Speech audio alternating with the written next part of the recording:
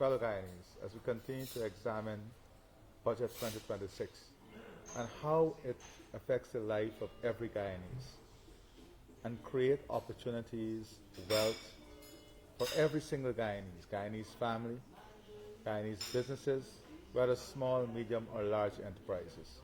And today I want to take a look at some of the measures and to show how these measures will translate into direct benefits for the people of Guyana.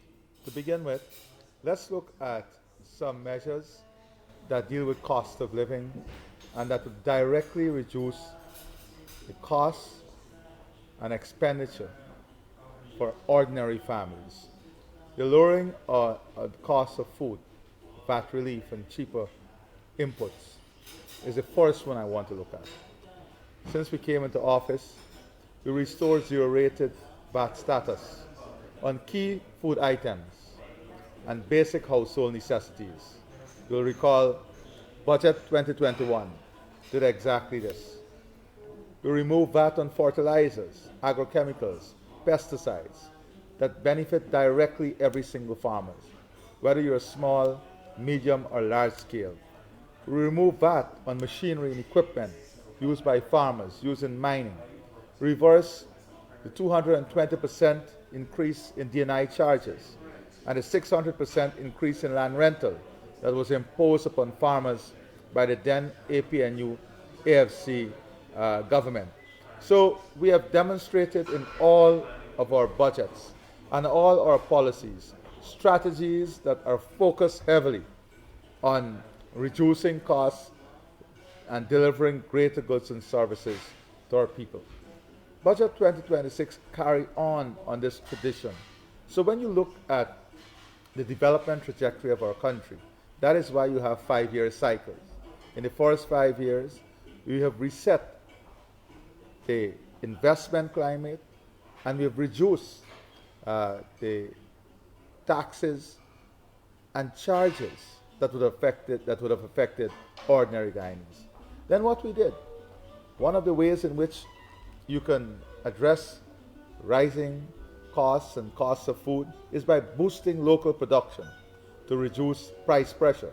That is why we invest billions of dollars in drainage and irrigation so that we can have more lands available for farming. The investment we're making in Budget 2026 will open up tens of thousands of acreage of new farmlands. Who will benefit from these farmlands? It is the ordinary farmers. 5 acres plot, expanding livestock, expanding other crops, expanding out of the traditional crops, all geared at becoming more food secure and also enabling our farmers to access greater markets.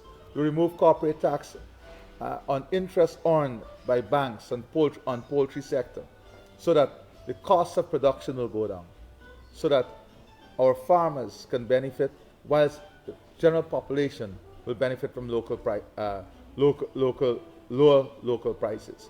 We went a step further in 2026 budget by removing all taxes on agriculture and agro-processing.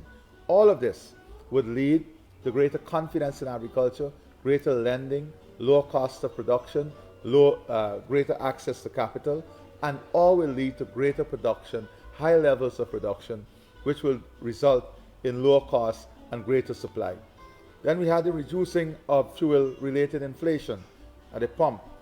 You would remember we adjusted the excise tax on gasoline and diesel to zero, saving the Guyanese public hundreds of billions of dollars annually. And in Budget 2026, we're continuing these type of policies. The cutting of freight costs to prevent imported food prices from rising and other essential commodities from rising.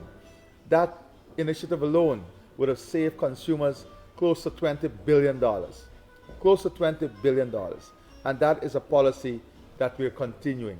Keeping electricity and water costs stable. You remember we removed the VAT on electricity and water that was imposed by the APNU AFC government. We're going to continue to subsidize that.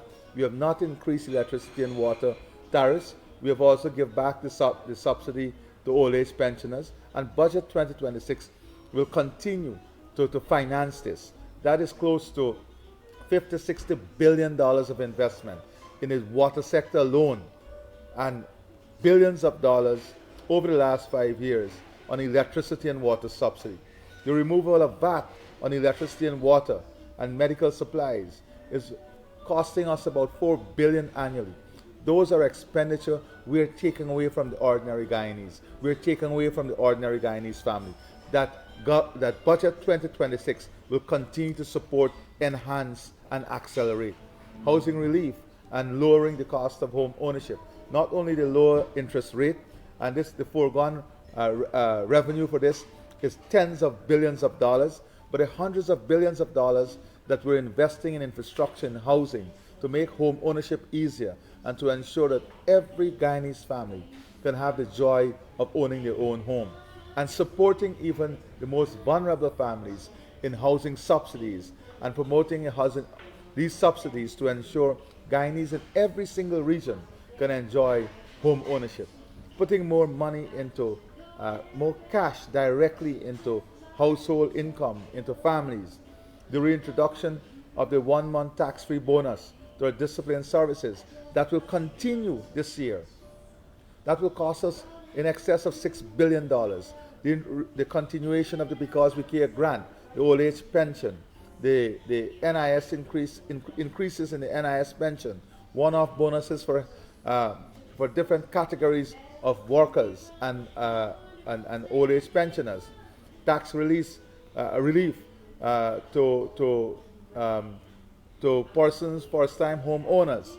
Those are billions of dollars of revenue we're foregoing that will continue to be financed from budget 2026 that will benefit the ordinary people. The wage and employment actions that reduce household strain. Not only are we looking at increases in salaries, but the access to free education, tens of billions of dollars of expenditure we're taking away from ordinary Guyanese and Guyanese families.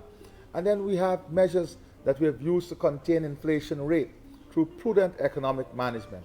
We have the lowest inflation rate in Latin America and the Caribbean, and among the lowest in the world because of the way we have managed the economy, because of the way we have managed issues surrounding cost of living and price inflation. So I want to say that today, Budget 2026 will continue in this tradition of the People's Progressive Party civic government to finance issues that would ensure price stability for food, would expand local production, will reduce the costs of local production, will improve our competitiveness for small, medium enterprises that will continue to have relief on fuel costs, freight costs, utilities, the subsidies, and the removal of VAT. Government will continue to finance that. We'll continue to finance the housing mortgage relief program that is putting back tens of billions of dollars in the pocket of ordinary Guyanese. We have negotiated a lower interest rate for loans now up to $30 million. This is billions of dollars annually, billions of dollars in saving for every household in terms of home ownership.